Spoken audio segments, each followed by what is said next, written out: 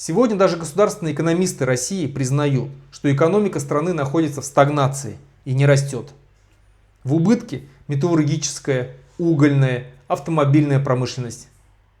Китайские товары заполонили российский рынок и вытеснили российского производителя. Особенно это заметно в автомобильной промышленности. Было перекрыто поступление запчастей для авиационной промышленности и привело к тому, что начали разбирать одни самолеты, чтобы перекидывать запчасти на другие. Ряд крупнейших производителей сельскохозяйственной техники ушел с рынка. Российские агрофирмы столкнулись с дефицитом запчастей. При 60% импортных тракторов и 15% комбайнов заменить их российскими аналогами было просто невозможно. Цены на запчасти выросли сразу же на 70%.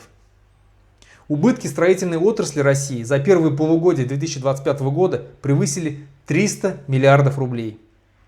Многие предприятия переходят на 4-дневную рабочую неделю, что сокращает зарплаты рабочим, соответственно, и их доходы.